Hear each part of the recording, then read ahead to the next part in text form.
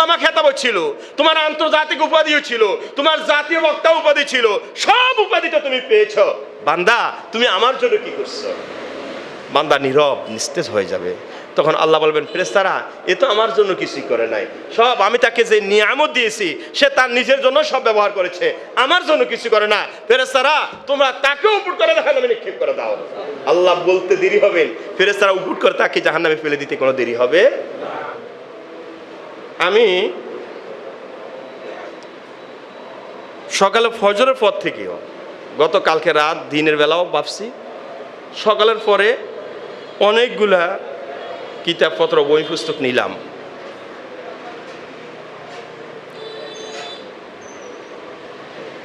আমরা যারা ওলামায়ে কেরাম হিসেবে নিজেদেরকে দাবি করি, বা মানুষ যাদেরকে আলেম মনে করে, মানুষ যাদেরকে কি মনে করে, অনেক সময় আমরা নিজেদেরকে আলেম দাবি করলেও আসলে আমরা আল্লাহর কাছে আলেম কিনা সেটা আল্লাহ ভালো জানেন। আবার অনেক সময় মানুষ কাউকে আলেম মনে করে, আসলে সে আলেম কিনা সেটা আল্লাহ ভালো জানেন। আলেম, প্রকৃত আলেম তো সে ব্যক্তি যে ব্যক্তি যাহা শিখেছে তাহার উপর আমল করে।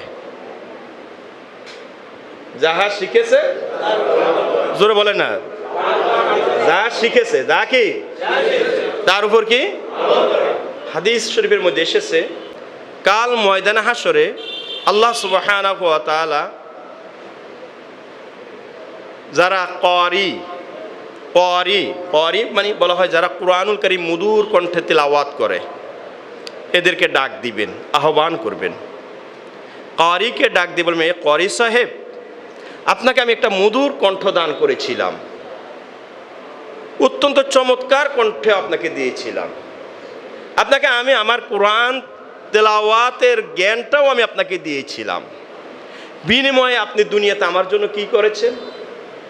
তখন ক্বারি সাহেব খুব বড় আওয়াজেই আল্লাহকে বলবেন, আল্লাহ কেন আমি দুনিয়াতে তোমার জন্য কোরআন তেলাওয়াত করেছি, মানুষকে কোরআন তেলাওয়াত করে তোমার দ্বীনের দিকে আকৃষ্ট করেছি। সেইভাবে তার কথা বলতেই থাকবে। ভাই, সুখ্যাতি সূক্ষ্ম নামে বাংলাতে একটা শব্দ আছে, সূক্ষ্ম আছে না, বলেন? আল্লাহ এটাকে জাররা বলছেন। আল্লাহ এটাকে কি বলছেন? ফামাই ইয়ামাল মিসকালা যাররাতিন খাইরান ইয়ারা ওয়া মাই ইয়ামাল মিসকালা যাররাতিন, এ জাররার হিসেবে যাইয়া এবার আল্লাহ বলবেন, বান্দা তুমি তো মিথ্যার আশ্রয় নিচ্ছ। তুমি দুনিয়াতে কোরআন তেলাওয়াত করেছো, ঠিক আছে, মানুষকে আহ্বান করেছো, ঠিক আছে, কথা সত্য, তবে তুমি যখন এগুলা করেছো তখন তোমার হৃদয়ের মধ্যে আমি আল্লাহর কথা ছিল না, তোমার দেমাগে তোমার চিন্তায় ছিল মানুষ বলবে উনি খুব ভালো কারি, মানুষ বলবে ওনার কণ্ঠ খুব সুন্দর, মানুষ বলবে উনি খুব চমৎকার তেলাওয়াত করতে পারে। তো তুমি যা আশা করেছো দুনিয়া, তো মানুষ তো তোমাকে তাই বলেছে, মানুষ তোমাকে ভালো কারি বলেছে, মানুষ তোমাকে ভালো আলেম বলেছেন, মানুষ তোমাকে মধুর কণ্ঠের অধিকারী বলেছে, সব তোমাকে বলেছে, তো তুমি তো আমার জন্য কিছুই করো নাই। এই ফেরেশতারা একে উফুট করে, কি করে?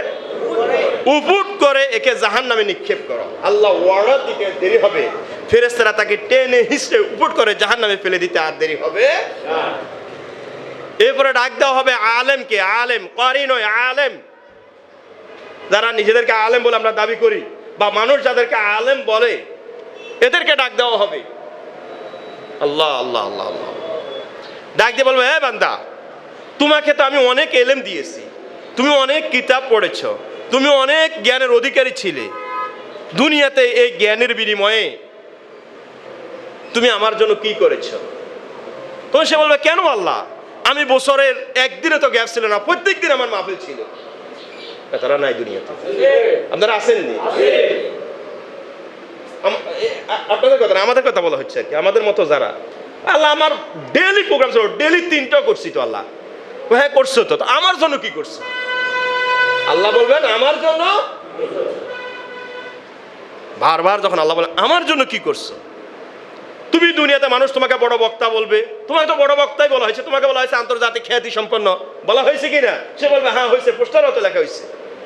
তোমাকে মানুষ বলবে আল্লামা, বলা হয়েছে কিনা? মানুষ বলছে কিনা? হ্যাঁ, তোমার ভ্যানের মধ্যে লেখা ছিল আল্লামা, তো তোমার আল্লামা খেতাবও ছিল, তোমার আন্তর্জাতিক উপাধিও ছিল, তোমার জাতীয় বক্তা উপাধি ছিল, সব উপাধিটা তুমি পেয়েছো। বান্দা তুমি আমার জন্য কি করছো? বান্দা নীরব নিস্তেজ হয়ে যাবে।